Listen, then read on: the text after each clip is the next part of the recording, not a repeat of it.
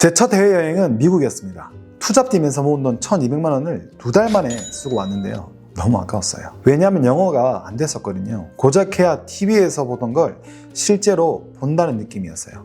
그리고 약 1년 반 동안 영어에 미쳤습니다. 단순히 이제 여행 가는 게 아니라 이렇게 해외에서 사업을 하고 돈을 버는 게 가능해졌어요. 적어도 영어라는 언어에서만큼은 자유로워진 거죠. 아니 9년 동안 영어 내신 1등급, 수능, 문법, 독해를 다 맞아도 영어가 안 됐었는데 아니 어떻게 1년 반 동안 그게 가능해진 걸까요? 9년 동안 한국식으로 영어를 배우고 다시 9년 동안 소통을 위한 영어를 공부하고 가르치면서 얻은 3가지 통찰을 말씀드릴게요. Go extreme, go whole, go visual. Go extreme. Being extreme change your brain. 제가 영어를 못했던 이유는 또 수많은 영어를 공부하는 분들이 영어가 잘 안 되는 이유는 사실 어떤 방법의 문제가 아니에요. 이건 저뿐만 아니라 제 주변에 영어를 가르치는 선생님들과 일치된 의견이기도 합니다. 세상엔 좋은 방법은 많죠. 하지만 더 중요한 건 얼마나 극단적으로 몰입했느냐입니다. Go extreme, 바로 극단으로 가야 하는 거예요. 뇌가 바뀔 정도의 충분한 자극이 주어지지 않으면 영어는 또다시 들리지도 말하지도 마치 걷긴 하는데 계속 제자리 걸음한 것처럼 바뀌지가 않는 거죠. 뇌가 나이가 들어도 바뀔 수 있다는 신경가소성 이론은 다들 들어본 적이 있으실 겁니다. 강렬하고 새로운 도전을 할 때 뇌는 스스로 재배선을 하는 신경가소성 과정을 촉진하게 되는 거죠. Neurons that fire together, wire together. 함께 발화하는 뉴런은 함께 연결된다 라는 햄의 법칙처럼 몰입이 이루어질 때 이 뇌가 새로운 표준에 빠르게 적응하도록 돕는 겁니다. 그래서 제가 저를 돌아보면 앞선 초3 때부터 고3 때까지의 공부는 극한의 자극이 아니었던 겁니다. 내신, 중간, 기말, 그리고 수능에 맞춰서 반짝 시험 점수를 위한 영어 자극을 조금 주었을 뿐인 거죠. 미국 여행 후에 저는 휴학을 하고 반삭을 치고 이 유에라 모자를 쓰고 그리고 항상 이어폰이 아니라 헤드폰을 끼고 성인 영어학원에서 기숙사를 다니면서까지 미친 듯이 영어를 듣고 뱉었습니다. 그렇게 1년 반 한 게 지난 9년 동안 공부했던 것보다 훨씬 많은 양을 습득할 수 있었던 거죠. 토스트마스터즈라는 세계적인 영어 발표 클럽이 있습니다. 거기 국내에 1등을 한 내셔널 챔피언이 있거든요. 그분의 스피치 타이틀이 이거였어요. Humiliate me to change. 내가 변화할 수 있도록 굴욕감을 줘. 이런 말이었어요. 어떤 주제였냐면 영어를 너무 못했었는데 대학교를 가서 연극 동아리에 들어갔는데 그게 바로 영어로 하는 동아리였던 거예요. 너무 못했던 거죠. 로미오, I love you. 약간 이런 식으로 영어를 하니까 주변에 외국 친구들부터 교수님까지 엄청 웃었다고 하더라고요. 너무 그게 쪽이 발리니까 진짜 미친 듯이 영어를 공부하게 됐다라는 거예요. 그리고 영어를 너무 잘하게 된 거죠. 그래서 영어 공부 방법보다 더 중요한 건 여러분에게 정말 필요한 건 동기일지도 모르겠습니다. Go extreme 할 수 있는 동기 말이죠. 자, 두 번째는 Go whole. 제가 영어를 잘하게 된 뒤에 학생들을 더 잘 가르치기 위해서 교수법을 막 알아봤어요. 영어 교수법. 그 중에 가장 좋았던 교수법은 바로 큰소리 영어 학습법이었어요. 거기 이런 말이 적혀 있더라고요. 끈을게 하지 말고 통째로 느껴라. Go whole. 자, 이건 한번 예문을 통해서 바로 한번 보도록 하겠습니다. The tall, bony figure of Grandpa Joe could be seen standing quietly among them. And beside him, holding tightly onto his hand, was little Charlie Bucket himself. 예전에 저였더라면 다 끊어서 봤을 겁니다. 할아버지 조의 키 크고 앙상한 형상이 could be seen standing. 서 있는 게 보여질 수 있었다. 오케이. 조용하게 among them. 그 걔네들 사이에서. 그리고 그 할아버지 조 옆에 할아버지 손을 꽉 잡으면서 누가 있었냐면 바로 찰리 버켓이 있었어. 이런 식으로 끊어서 느끼게 되죠. 자, 이거는 아마 독해까지는 괜찮을지 몰라요. 독해까지는. 하지만 우리가 한국어란 언어를 할 때 이렇게 하나요? 이렇게 분절된 의미로 받아들이나요? 아니죠. 어떻게 하죠? 할아버지 조의 그런 앙상한 형상이 걔네들 사이에 서 있는 중인 게 보였어. 그리고 그 할아버지 옆에는 손을 꽉 쥐고 있는 찰리 버켓이 있더라고. 이렇게 느끼죠. 이렇게 통짜로 느껴주라는 게 그 책의 핵심 메시지 중에 하나였습니다. 그리고 저는 완전히 박수를 쳤죠. 그렇지. 바로 이거구나. 하도 끊어읽기식으로 학창시절 때부터 공부를 하다 보니까 저는 이게 안 됐어요.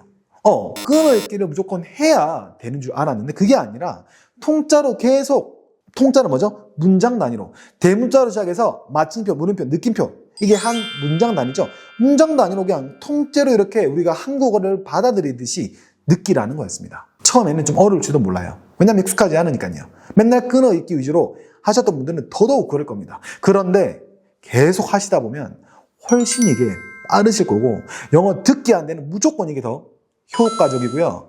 그리고 시험용을 준비하는 데 있어서도 뭐가 더 빠를까요? 이렇게 느껴내는 게 훨씬 더 빠르게 하나의 지문을 독해낼 수 있는 힘이 되어줄 거예요. 자, 세 번째는 바로 Go Visual. 바로 시각화, 시각적으로 가라. 번역이 아니라 바로 시각화를 하라는 내용이에요. 즉 이미지를 떠올리라는 거죠. 우리가 there is an apple 하면 there is 뭐가 있다고 사과 하나가 있다 이렇게 번역하는 그 습성이 아니라 어떻게 한다? there is an apple. 그냥 머릿속에 사과 하나가 딱 떠오르는 거예요. 그렇게 시각적으로 계속 상상하는 겁니다. 그렇게 되면 바로 영어에서 번역했다가 이미지로 하는 게 아니라 영어에서 바로 이미지로 가게 되는 거죠. 생각해 보세요.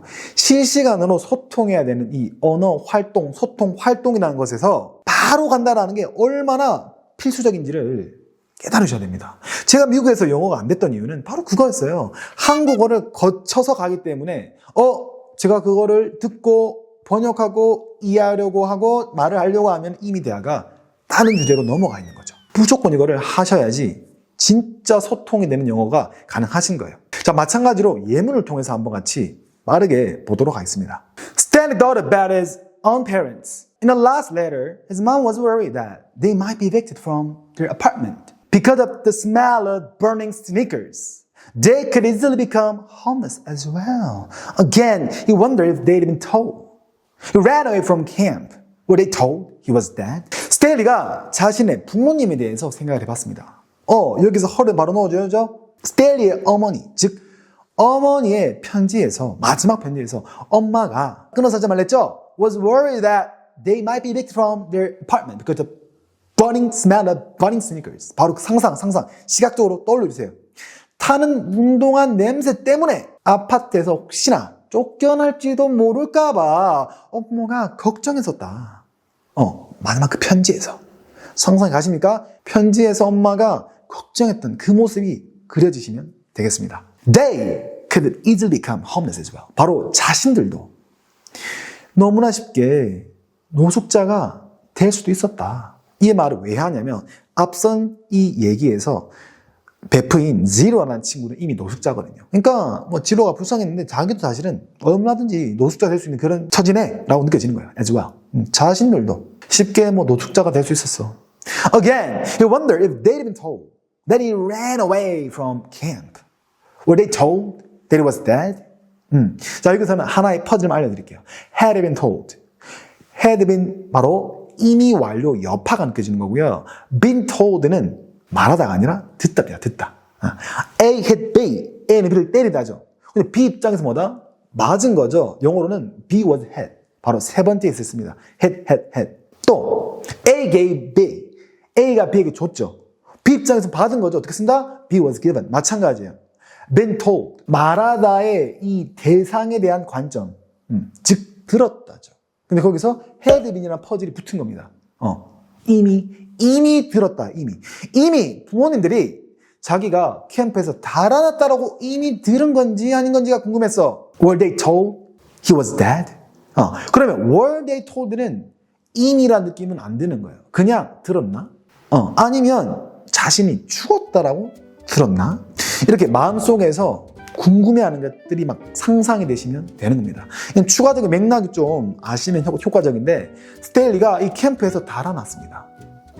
근데 영원히 탈주자로 이렇게 막 살아야 될지도 몰랐기 때문에 이 스탠리의 부모님한테 이 캠프 선생님들이 혹시나 어떻게 말했는지가 막 궁금한 거예요. 그래서 이미 자신이 아예 달아났다고 들었나? 아니면 그냥 자신이 죽어버렸다고 들었는지 그걸 막 궁금해하는 우리 스테일리의 그 모습이 그려지시면 되는 겁니다. 그래서 시각적으로 이미지를 떠올린다면 훨씬 더 이 영어 습득하는 데 있어서 효율이 높다. 자, 이렇게 총 3가지를 말씀드렸습니다. Go extreme, go whole, go visual. 극단으로 밀어붙여라. 통째로 느껴라. 그리고 번역하지 말고 시각화하라. 이 3가지를 정말 끊임없이 반복해서 해내신다면 정말 영어가 해도 늘지 않는 그런 영어가 아니라 정말 원어민과 소통할 수 있고 해외여행 가도 마음 편하게 갈 수 있고 그런 여러분에게 진정한 삶의 재미와 그리고 무기로 사용하실 수 있을 겁니다. 계속해서 좋은 영어 퍼즐, 원서리듬 꿀팁 등을 얻고자 하시는 분들은 구독, 좋아요, 알림 설정까지 부탁드리고 오늘은 여기까지. Thanks for watching.